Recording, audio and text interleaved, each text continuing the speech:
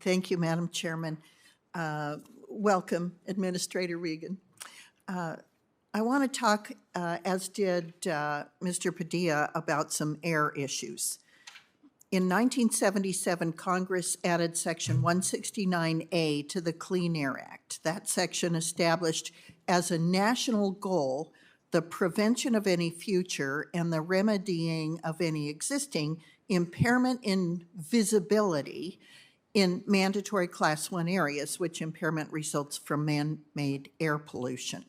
In 1999, EPA issued its first regional haze rule, requiring states to submit plans that include measures necessary to make reasonable progress towards meeting the national visibility goal. The rule's been amended a couple times, and EPA is in the process of receiving, reviewing, and acting on the second round of state haze plans. So this is a program to improve visibility. Is that correct, Administrator Regan? Yes. So would you agree that visibility continues to show improvements in our nation's Class 1 areas? And in fact, visibility has significantly improved in most of the West. Is that correct? I believe that's correct.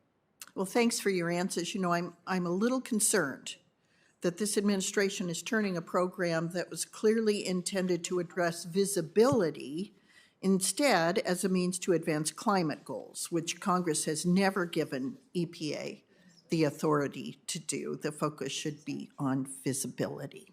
Thank you. So another question on ozone transport.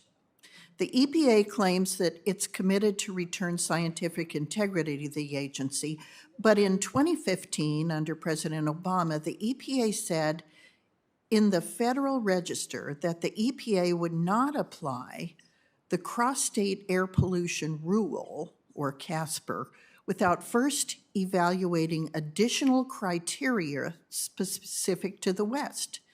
They recognized that applying a primarily eastern state program on the West required additional analysis. Some of the differences between East and West, one of which was just acknowledged by Mr. Padilla, includes wildfire ramifications, background concentrations, altitude, topography, meteorology, international contributions from Asia and elsewhere. So what Western-specific ozone transport studies has EPA completed since that 2015 proposal? I'm not quite sure if I understand the question in terms of, are you looking for a specific study, or are you looking at the way we approach the program? Because I think the program has been approached as a nationwide program. So taking a look at all of the data that we've collected from 2015 up until to date, and then looking at what the Clean Air Act is requiring that EPA do in terms of reducing that ozone pollution, I think that's what you're seeing in the rules that we're proposing now.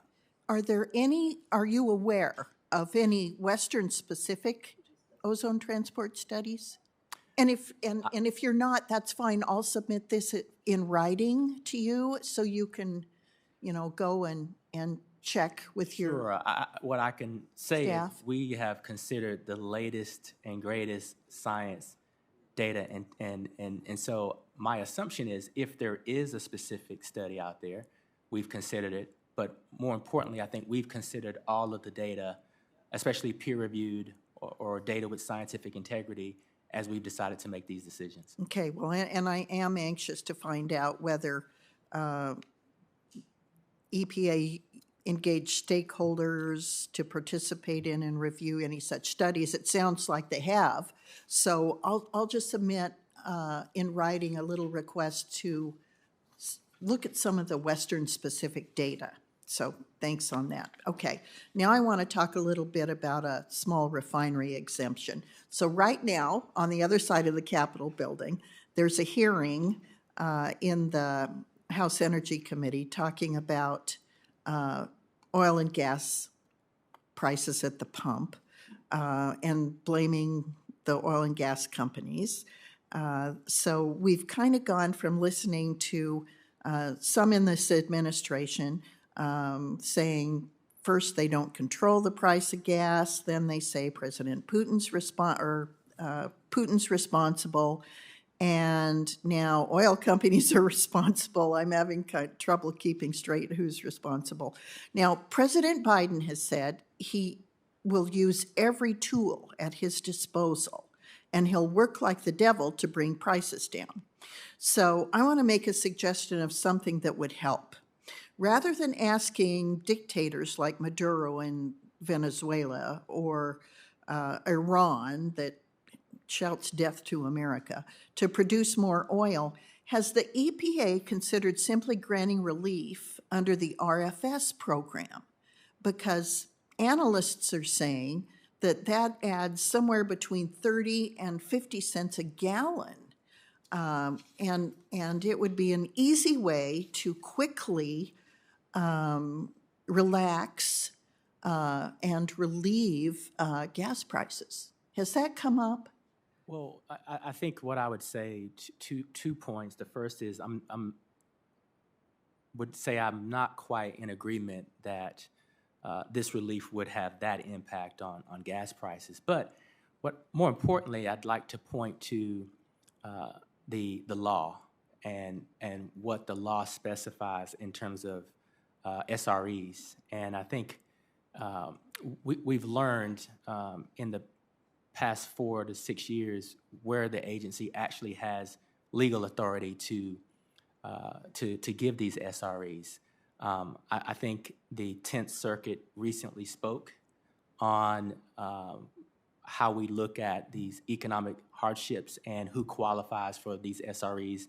And so, I would say that the agency has taken a very close look at SREs and what flexibilities we have and what we've learned from the past in terms of what the courts have told us we can and cannot do.